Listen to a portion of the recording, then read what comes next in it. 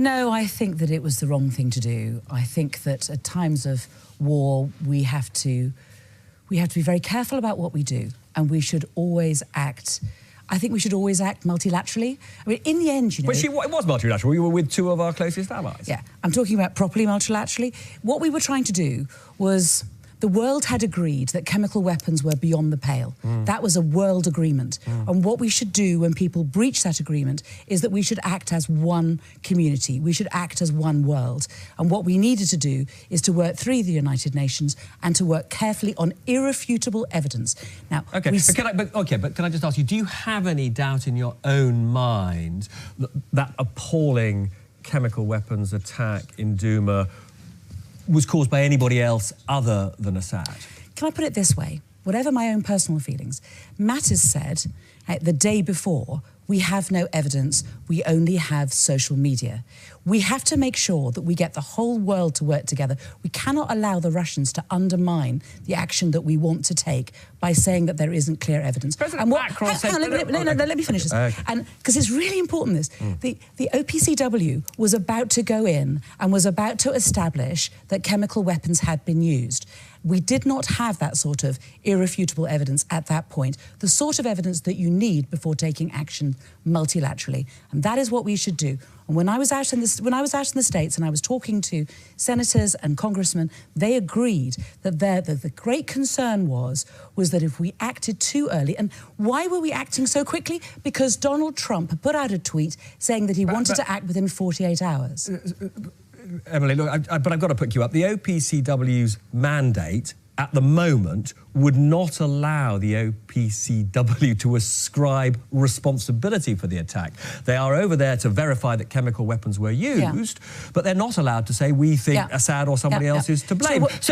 And we know that Russia will veto any attempt to ascribe blame. So what you're saying is there is no possibility of a military attack. So let me answer that. So what we have to do is we have to do it in stages. So on Monday when I was at the Security Council, what we could have done was that we could have agreed a UN Security Council mandate to send in the OPCW to give them safe passage, to get in and first baseline produce irrefutable evidence that chemical weapons have been used, number one. And then we need to move on and we need to be able to start looking at who is to blame. But we need to take it in stages and we need to bank what we can.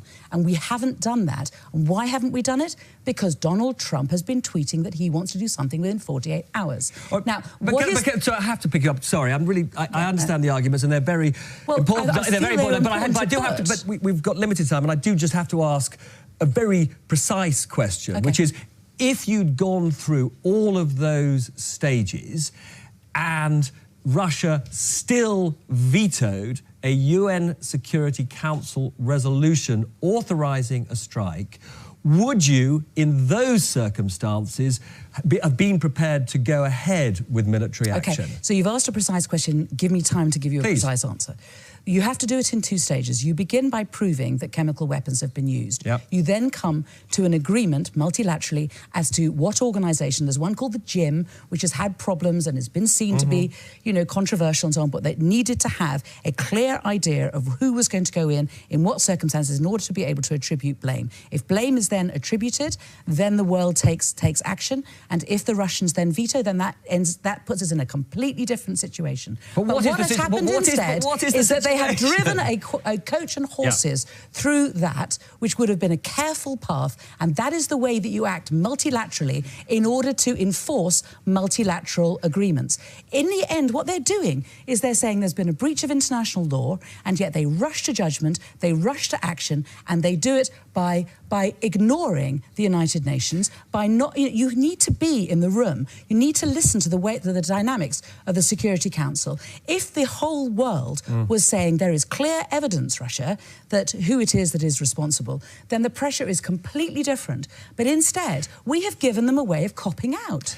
But all that may well be true. Well, it's quite a lot. No, but I still need to know, and I think everybody watching will need to know, is having gone through that process, would you be prepared to use the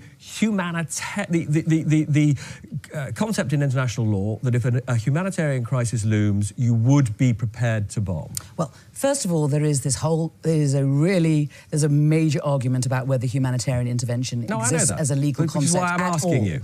So, you know, and it is argued that there are some lawyers in the Foreign Office who believe in it, but they don't have a lot of allies across the world. So what we do need to do is we need to make sure that we get as big a coalition of countries across the world as possible, and then move from that. And we need to work together. We need to work together. It cannot be Donald Trump and a couple of allies deciding unilaterally that they will decide on this when we haven't even had the OPCW having time to make a decision. We have been here before. We have been here before when we have not had clear evidence about weapons of mass destruction. We do not need to go down that path again. But unfortunately, what people will pick up from what you're saying is you are not prepared to say that there are circumstances in which you would take military action if Russia persisted with the veto. No. No, what people will hear is they will hear that it was wrong for Theresa May to go in so quickly with just because Donald Trump had put out a late-night tweet, and that is not the... Listen, we are in a very dangerous place now, where the international world order is breaking down. Can I ask why you're not answering my question? Why are you not answering my question? Well, I am answering your question. You're just not listening to what I'm saying. You are avoiding the point which most people want to know is, would a Labour government in any circumstances, in the presence of a Russian veto, would a Labour government bomb?